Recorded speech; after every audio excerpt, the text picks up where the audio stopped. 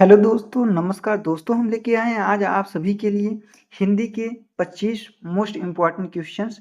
अगर आप चाहते हैं कि हमारा एग्जाम में हिंदी रिलेटेड एग्जाम दे रहे हैं आप, उसमें एक भी प्रश्न ना छूटे, तो हमारे चैनल को आप लाइक शेयर एंड सब्सक्राइब करिए दोस्तों। हम आपसे वादा करते हैं कि दोस्तों, यदि आप हमारा ये वीडियो देखते हैं, डेली देखते हैं, तो आपका अगर कोई भी एग्जाम दे रहे हो, यूपीपी, यूपीएसआई, कोई भी exam, something state, super TET, उसमें एक भी क्वेश्चन नहीं छूटेगा। आप केवल हमारा डेली वीडियो देखिए। फिर चलिए दोस्तों, ज़्यादा समय न लेते हुए हम अपने वीडियो को स्टार्ट करते हैं। दोस्तों, आपसे हार्दिक रिक्वेस्ट है, वीडियो के अंत तक जरूर देखना। हो सकता है आप पीछे जो वीडियो छोड़ दें, वही क्वेश्चन आपके एग्जाम में आ जाए, फिर कोई मतलब नहीं निकलेगा वीडियो देखने से। चलिए दोस्तों, हम सब शुरू करते हैं। दोस्तों, पहला प्रश्न है आपके सामने कि हिंदी में कुल वर्ण कितने होते हैं, यानी हिंदी वर्णमाला में कुल कितने वर्ण हैं। क्या वो 50 है, 46 है, 52 है या 40 है, यही आपको बताना है। तो आप सब दोस्तों बताइए कि हिंदी वर्णमाला में कितने हैं। 40 है, 46 है, 50 है, 52 है। तो हम सब जानते हैं हिंदी वर्णमाला में कुल कितनी ध्वनियां होती हैं, 52। यानी ऑप्शन हम किसके साथ चले जाएंगे, डी के साथ चले जाएंगे। अगर दोस्तों यही ऑप्शन में 52 ना होता, फिर हम किससे टच कर देते, 53 को भाई। चलिए अगला क्वेश्चन रहा था आपके सामने। अगला क्वेश्चन आपसे कह रहा है, अंग और अह को क्या कहा जाता है। अंग और अह को क्या कहा जाता है। क्या ये प्लुत हैं, या अयोगवाह हैं, या अयोगवाह हैं, या संयुक्त स्वर हैं, या व्यंजन है। तो दोस्तों, हम सब जानते हैं अंग अह को क्या कहा जाता है, अयोगवाह कहा जाता है। जो जो क्वेश्चन जानते हो आप सब भाई कमेंट बॉक्स में कमेंट करते रहिए, तभी बढ़िया से हो पाएगा क्वेश्चन। आपको भी मजा आएगा, हमें भी मजा आएगा। जब मजा आएगा तो भाई क्लास बढ़िया हो पाएगी। तो अगला क्वेश्चन, क्वेश्चन नंबर 3 क्या कह रहा है आप सभी से कि हिंदी वर्णमाला में कुल स्वरों की संख्या कितनी है। आप सभी को बताना है हिंदी वर्णमाला में कुल स्वरों की संख्या कितनी है। क्या ये 10 है, या फिर 11 है, या फिर 12 है, या फिर 13 है। आप सभी को बताना है। हम सब जानते हैं हिंदी वर्णमाला में कुल स्वरों की संख्या कितनी होती है भाई, 11 होती है। अगर हम सब बात करें डॉक्टर भोलानाथ तिवारी के अनुसार, किन के अनुसार, भोलानाथ तिवारी के अनुसार, डॉक्टर भोलानाथ तिवारी के अनुसार स्वरों की संख्या कितनी है भाई, 10 है। ठीक है। और परंपरागत रूप से स्वरों की संख्या 13 है। फिर हम चलिए अगला क्वेश्चन देखते हैं। अगला क्वेश्चन रहा आप सभी के सामने, क वर्ण का उच्चारण स्थान क्या है। क्या ये मूर्धा है, या फिर तालु है, या दंत है, या ओष्ठ है, या कंठ है। क्या है, आप सबको बताना है क वर्ण का उच्चारण स्थान क्या है। हम सब जानते हैं क वर्ण का उच्चारण स्थान क्या होगा, कंठ होगा। वही च छ ज झ ञ वाला होता तो तालु हो जाता। कंठ, तालव्य, मूर्धा, दंत, ओष्ठ होता है भाई, ये 5। इन्हीं पांचों में से होता है। सीरियल से आप गिनते जाइए हिंदी का, समझ रहे हैं आप सब। अगला क्वेश्चन आपसे पांचवा क्या कह रहा है, इनमें से कौन सा वर्ण अंतःस्थ व्यंजन है। आप सभी को बताना है इसमें कौन सा अंतःस्थ व्यंजन है। क्या वो स है, या ह है, या य है, या फिर छ है। तो हम सब चले जाएंगे ऑप्शन सी के साथ। ऑप्शन सी को लॉक किया जाए भाई, यह होगा। हम सब जानते हैं अंतःस्थ जो व्यंजन होता है वो होता है जो दोस्तों हमारा य र ल व। यही हमारे चार क्या होते हैं, अंतःस्थ व्यंजन होते हैं। चलिए हम सब अगले क्वेश्चन को बढ़ते हैं। अगला क्वेश्चन है आप सभी के सामने। अगला क्वेश्चन क्या है, च वर्ग ध्वनियां किस उच्चारण स्थान में आती हैं। आप सभी को बताना है कि च वर्ग ध्वनियां किस उच्चारण स्थान में आती हैं। क्या ये तालव्य होती हैं, या मूर्धन्य होती हैं, या ओष्ठ होती हैं, या दंत होती हैं। तो हम सब जानते हैं च वर्ग ध्वनियां कैसी होती हैं भाई, तालव्य होती हैं। यानी ऑप्शन ए को लॉक किया जाए। फिर हम सब बढ़ते हैं आगे की तरफ।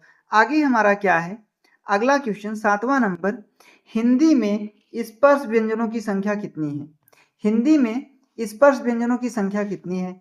क्या ये 20 है, 25 है, 30 है, 35 है। आप सब कमेंट बताते रहिए भाई।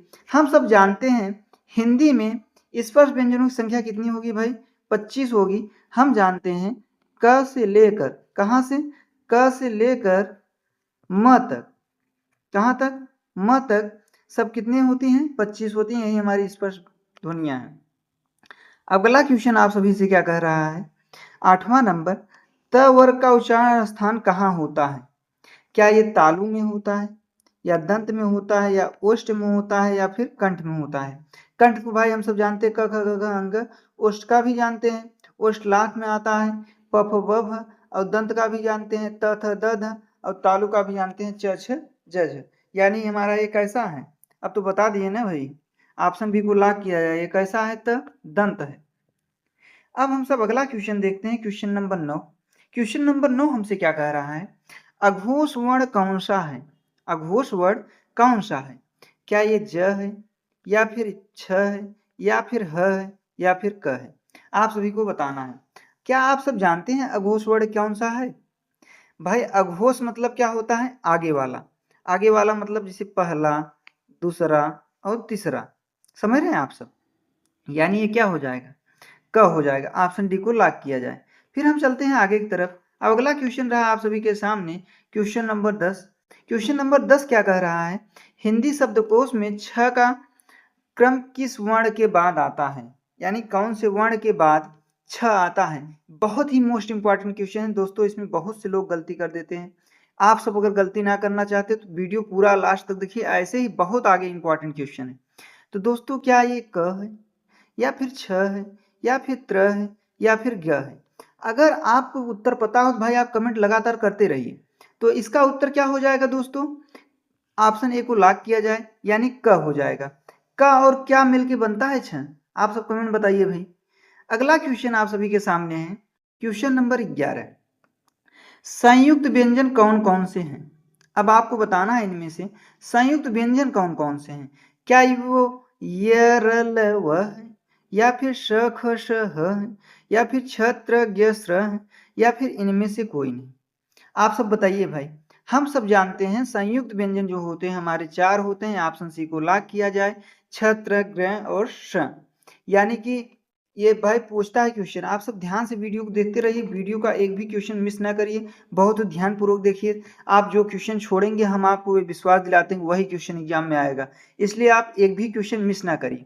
क्वेश्चन नंबर 12 आपसे क्या कह रहा है, निम्नलिखित में से कौन सा स्वर दीर्घ स्वर है? आपको इनमें बताना है कौन सा स्वर दीर्घ स्वर है। क्या वो अ है या फिर ई है या फिर ऊ है या फिर बड़ा आ है? तो हम सब जानते हैं दीर्घ स्वर जो होगा हमारा वो बड़ा आ होगा, यानी ऑप्शन डी को लॉक किया जाए। अगर हम सब बात करें अ, ई और उ, ये सब लघु स्वर होंगे, या इन्हें हम और कौन स्वर कहते हैं भाई, हरस स्वर कहते हैं। हरस स्वर का एक और नाम है। हरस स्वर को और किस नाम से हम पुकारते हैं, आप सब भाई कमेंट करिए। अगला क्वेश्चन है क्वेश्चन नंबर 13। भाषा की सबसे छोटी इकाई कौन सी है? भाषा की सबसे छोटी इकाई कौन सी है? आप सबको बताएं कि क्या वो शब्द है, व्यंजन है, स्वर है कि वर्ण है?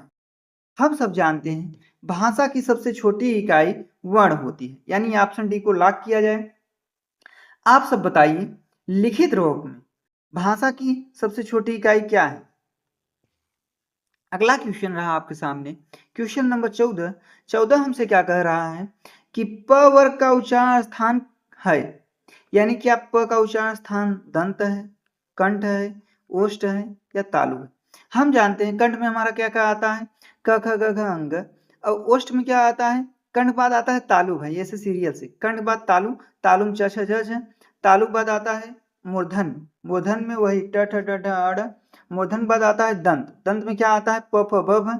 और मतलब मूर्धन में भाई आता है, सॉरी, मूर्धन में आता है त थ द ध। इसके बाद ओष्ठ में आता है हमारा प, यानी ऑप्शन सी को लॉक किया जाए। अब हम सब क्वेश्चन नंबर अगले की तरफ बढ़ते हैं। अगला क्वेश्चन रहा आप सभी के सामने, क्वेश्चन नंबर 15। क्वेश्चन नंबर 15 आप सभी से क्या कह रहा है कि अनुनासिक संबंध किससे है? अनुनासिक का संबंध किससे होता है या किससे है? क्या केवल नाक से है अनुनासिक का संबंध, या अनुनासिक संबंध केवल मुंह से है, या नाक और मुंह दोनों से है, या इनमें से कोई नहीं? तो हम सब जानते हैं जो अनुनासिक व्यंजन होते हैं हमारे, उनका संबंध नाक और मुंह दोनों से होता है। क्या आप सब बता सकते हैं अनुनासिक व्यंजन कौन कौन सा होता है? तो हम भाई आपकी मदद कर देते हैं अब की बार प्रश्न में। अनुनासिक व्यंजन जो हमारा होगा अंग, यण, न, म, ये सब 5 होते हैं, यही आपको ध्यान रखना है। अब अगला क्वेश्चन है, ह कैसा व्यंजन है?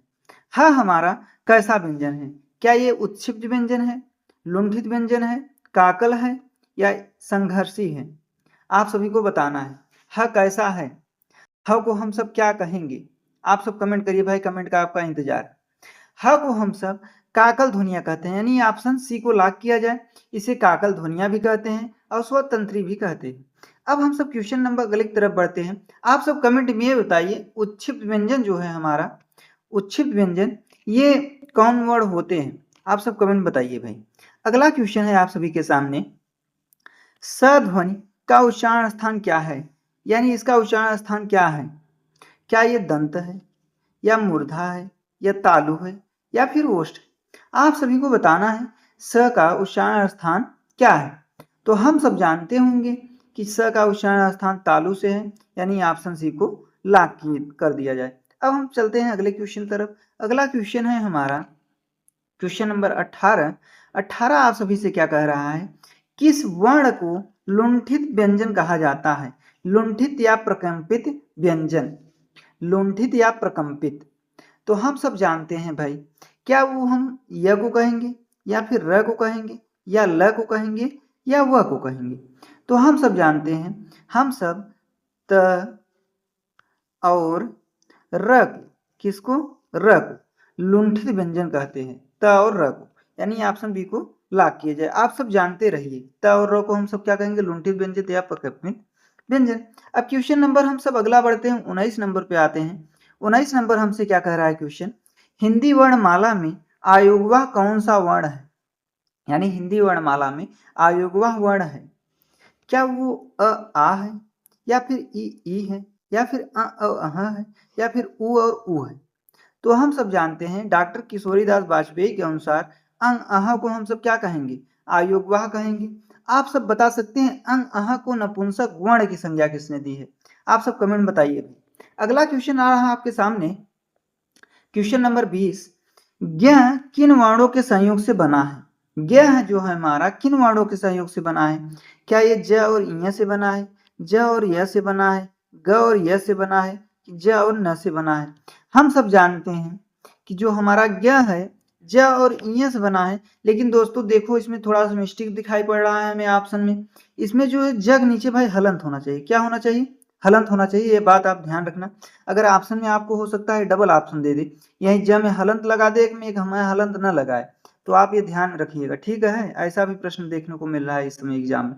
फिर हम क्वेश्चन नंबर आगे की तरफ बढ़ते हैं। अगला है हमारा क्वेश्चन नंबर 21। क्वेश्चन नंबर 21 हमसे क्या कह रहा है, ये कह रहा है व का उच्चारण स्थान क्या है? यानी वह क्या है? क्या वह दंतोष्ठ है, क्या वो ओष्ठ है, या दंत है, या फिर तालु है? आप सबको ये बताना है। तो हम सब जानते हैं जो हमारा वह है उसका उच्चारण स्थान दंतोष्ठ है। क्या है भाई? दंतोष्ठ है। अब हम क्वेश्चन नंबर आगे की तरफ बढ़ते हैं। अगला क्वेश्चन 22 कह रहा है हमसे, 22 नंबर ये कह रहा है कि निम्नलिखित में से कौन सा वर्ण महाप्राण है? ये आ गए भाई महाप्राण, लो बताओ होता क्या है? घोषत्व के आधार पे व्यंजन कितने भेद होते हैं? दो भेद होते हैं, अल्पप्राण और महाप्राण।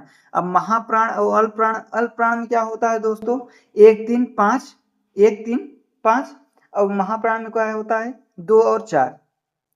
अल्पप्राण में भाई हम सब जानते हैं 1 3 और 5, लेकिन जो महाप्राण होता है उसमें 2 और 4 होता है, 2 और 4 होता है।